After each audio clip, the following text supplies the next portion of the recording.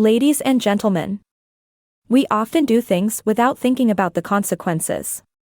We don't realize that what seems like harmless fun can become our worst nightmare. I didn't see it coming. I didn't even get a warning. But it did become my worst nightmare. You know, when you have friends who love partying and you are like them. I enjoyed having fun and socializing, but that led me into hot water. I didn't have a backup plan. I had thought my boyfriend would be gone for a couple of days or a week like he used to do, but he surprised me. The next morning, I didn't even remember what had happened the previous night. Whatever it was that happened really ruined things for me. They say fear alcohol because it will make you lose your mind. I never took that advice. My mom told me once, but I trusted my single friends. Now look where all that got me. I lost the love of my life. If anyone else has been through the same thing, please advise me on how you recovered and dealt with everything in the right way. Let me tell you what happened. My boyfriend was 28 and I was 28 when we met at Howard University a few years back. At the time, I was a freshman at Howard University, and I came from a low-class, standard of living environment. I had gotten a scholarship to study business administration and management. I loved learning about businesses because I had a dream of becoming an owner of a big investment company. Thanks to God, my dream almost came true. Colin and I first saw each other in the freshman orientation. He was from an elite class. His father was a well-known business tycoon. He was already a well-known business tycoon, but no one knew about it because Colin was not like those other rich students who thought they were children of the Almighty Lord and Savior. I didn't have any friends and didn't want any because I had come to study, not to form friendships. 2 days later, during lunch break, I was at the cafeteria, sitting alone. As a fresher, you're not used to or know anyone on campus, so it can get lonely and boring. That day, Colin came to my table and asked if the space was taken. I told him it was. He sat down and introduced himself. He told me he'd seen me at orientation and that we had similar interests. He was in the business law class, which was where I saw him most days. We'd chat about our studies until it became a regular thing. We'd spend lunch together. Colin was a good-looking guy. He was smart, which made him. He was more handsome than most guys I knew, and girls would often call him an IT guy. We became friends after spending about a week together, and he would sometimes help me with my studies. I appreciated his brains, but he was somehow a distraction. Our friendship lasted for 6 months, and during that time I was going to go home to Fredericksburg, Virginia. To be honest, I didn't want to go home. Home was depressing. My parents were going through a divorce, so there was really nothing to look forward to. I was really serious about going home. I missed Colin a lot, even though we would communicate most of the time. He lived in Howe and was only minutes away from where I was staying, so you would think I was bored because I couldn't even make a plan to meet up with him. Was I already falling for the guy? The summer holidays felt like a lifetime.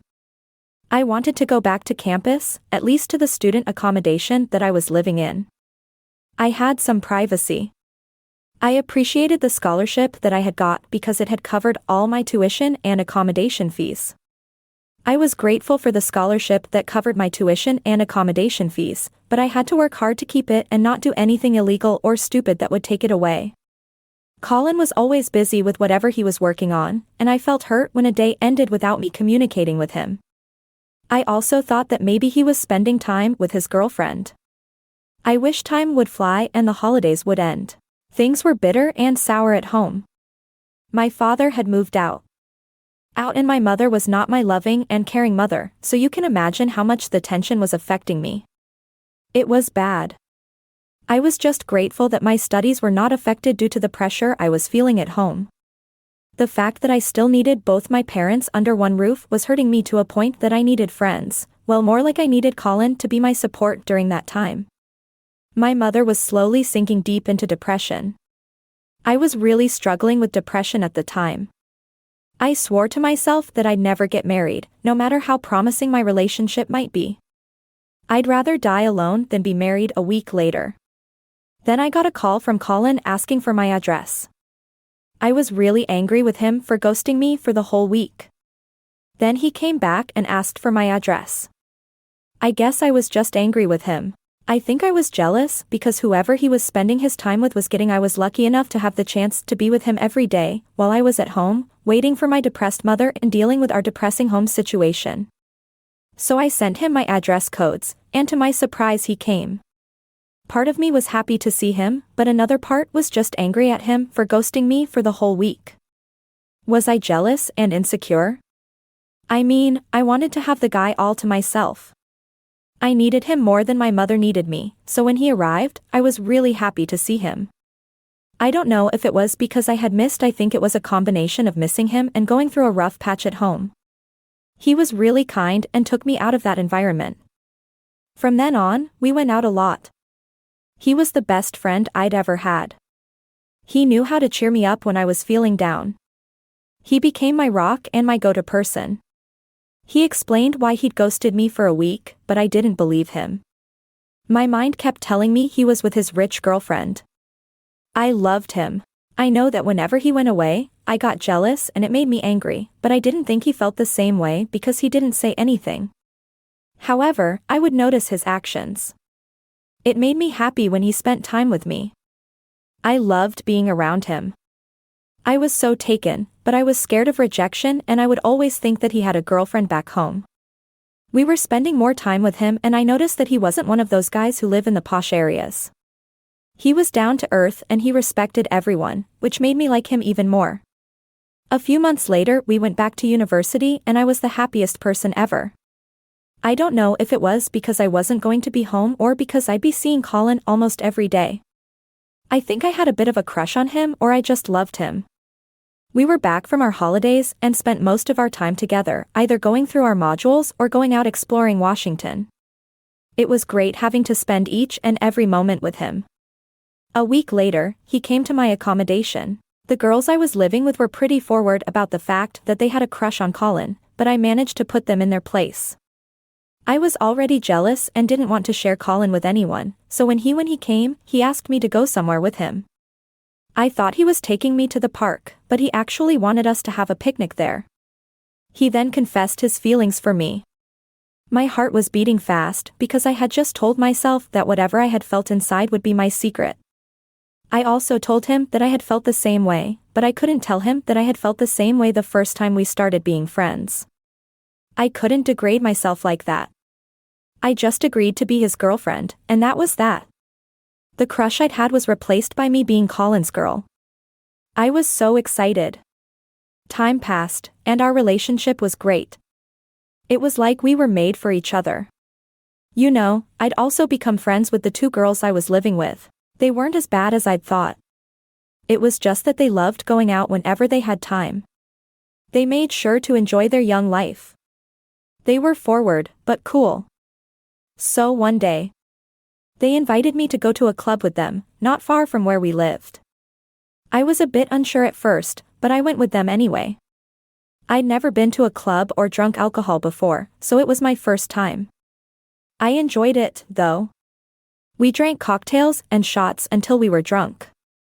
I couldn't even speak to Colin that night because I'd left my phone back at the student apartment. I knew he'd be angry with me. The worst part was leaving my phone behind. The next day, he came to my place looking livid. I knew he was angry at the fact that I'd gone to a nightclub without telling him. He said he didn't want me associating with the girls I live with. I didn't understand why he didn't want me to associate with people I live with, because he wasn't always with me. I needed some time outside the apartment to find myself. I didn't see why I should be cooped up inside the apartment all the time, as if I was sick or in my old age. Our relationship had its ups and downs, like any other. During exams, we didn't get enough time to spend together, as he had to focus more on his studies. 6 months passed, and as the winter season approached, I hadn't seen Colin in a while. He was writing his last exam paper, so I hadn't talked to him since the day before. I missed him a lot, but I was also looking forward to seeing him again. I remember when it was December and most families were happy that they would be celebrating. On the other hand, I didn't know if it was sunset or sunrise because my home situation was pretty depressing. There was nothing to celebrate. My mother really loved my father, and for my father to just find another woman to replace mom and divorce her on top of that really hurt. On Christmas Day, I was having a pretty gloomy and dull day. My mom and I had planned to celebrate it alone. I had missed my family, but I guess not all wishes come true. So that day, Colin called me and asked me to get ready. When I told him that I wasn't in the mood or right, he said he'd understand. I was in a bad mood and didn't want to go out, but he said he'd drag me out of my room if I didn't. So I told my mother I was going out. It was really hard to see her going through a rough patch and not know how to help. I thought maybe a good therapist could help her. I really thought it would help, but I couldn't afford it. It was really tough not to be able to help her that day. I was pretty surprised when we got to the fancy neighborhood with Colin. I had no idea where he was taking me, but I trusted him, so I didn't ask any questions. I was pretty blown away when I found out. I was actually meeting his family. My heart was beating fast. I was really angry at him for ambushing me to meet his parents. He should have talked to me first before making such a big decision for me. You know, his family was really warm and welcoming, from the children to the elders. The older generation was really welcoming. I loved them. I just wished my own family was more like them. At least Colin was there with me to make sure I wasn't feeling out of place. They lived in an elite neighborhood and looked like a family who were well off, which was a stark contrast to my own background. No matter how hard they tried to cheer me up, I still felt like I didn't belong. Our relationship was going well, but I wasn't really comfortable. We loved each other, but he didn't like me hanging out with my roommates. He had to accept it because he wasn't always around. I'd also found out that his father was retiring from the family business. So, when the father retires, he'll have to step in as an elder son since his siblings are still young and won't be taking over the business. Since then, we haven't had much time to spend together because he's had to focus on he was busy with schoolwork and his dad's business, as he was being trained for his retirement. I missed my man. I missed everything about him, from his touch and kisses to everything else. I missed my best friend, and he tried to steal some time to be with me, but I felt like it wasn't enough. I wanted all of him. Was that too much to ask? Whenever I complained to him about missing him, he would always remind me that he was doing what he was doing for us so we could spend our lives together and that everything was out of his control. Some of the things he said I didn't understand. It seemed like he was doing whatever he was doing for us. I kept wondering if he hadn't dated me or become friends with me, who would tell those excuses. We met at university, so he went to university to study so he could take over his father's business. We fought a lot about his time management and the lack of attention, but I knew there was love there. I'd be lying if I said Colin loved me any less than the guy loved me. He loved me for me. You know, he never judged me or looked down on me because I was from a lower class than him. Instead, he would always give me guidance and motivation to work hard so I can live the dream that I had, which is to take my mother out. After another year passed, Colin graduated from university. I was really proud of him and happy for him. His father's proud smile at the graduation ceremony made me wish that my father was still in my life. I was going to graduate in the next 2 months. My mother I was going to be there, but I needed both my parents to be there. Ever since my parents divorced, it's like my father made sure to lose all his connections and contact with me. I could no longer reach him whenever I called or checked his socials. I needed someone to tell me that they were proud. My mother was there, but it wasn't the same. As they say, female children get along well with their fathers and male children love and get along well with their mothers. That was how it was with me and my mother, but it wasn't the same as the connection.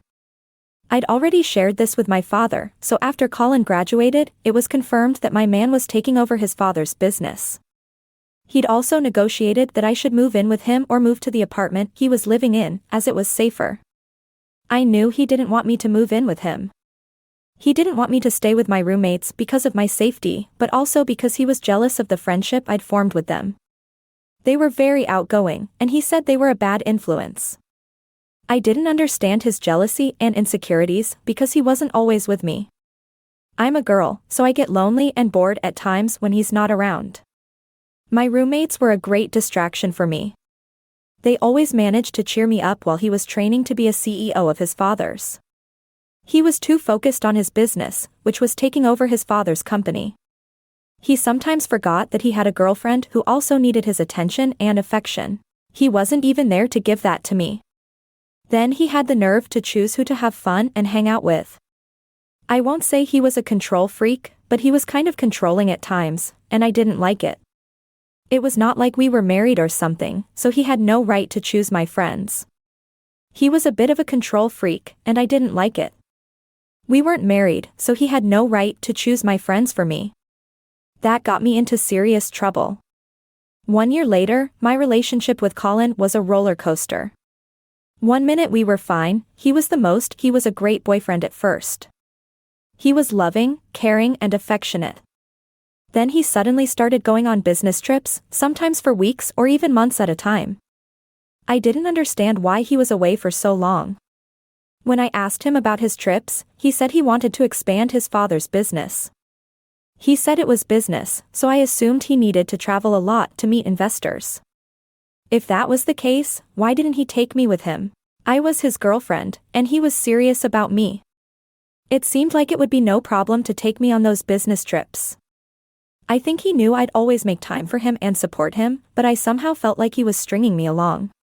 He had a girlfriend he was taking on business trips with him. What other reason would you have for not taking your girl wherever you were going? I didn't understand how these guys think and operate sometimes.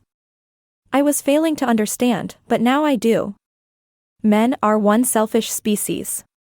They always expect you to deliver or meet their needs whenever they want to, but fail to do the same when the tables have turned. That's another thing that made me suspect he had another girlfriend. Another girlfriend was because he didn't even show up to my graduation.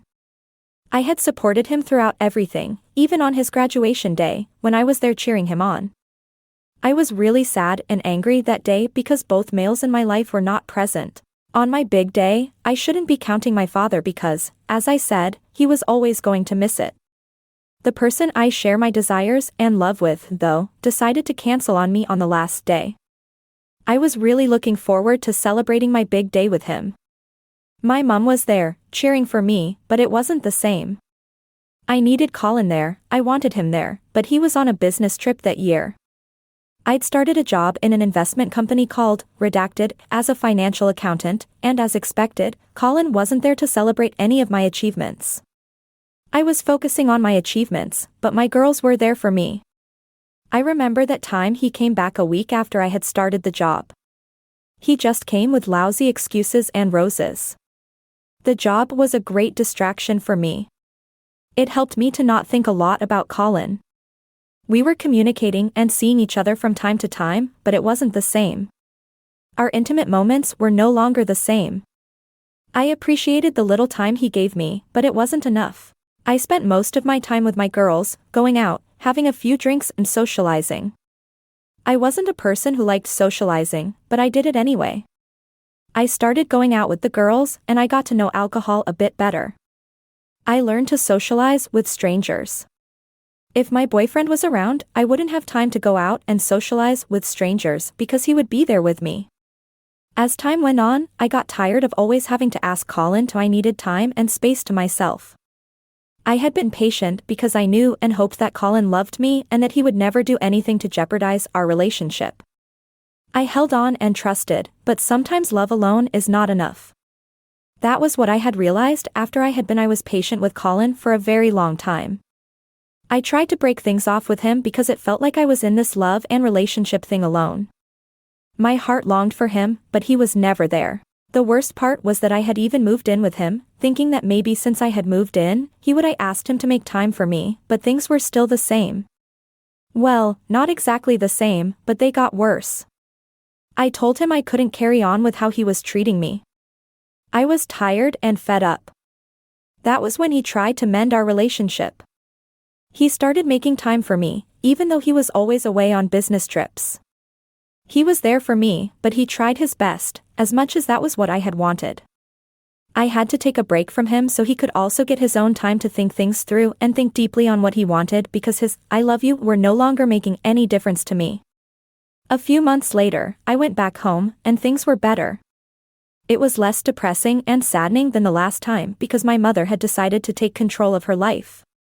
I was proud of her and the changes she had made.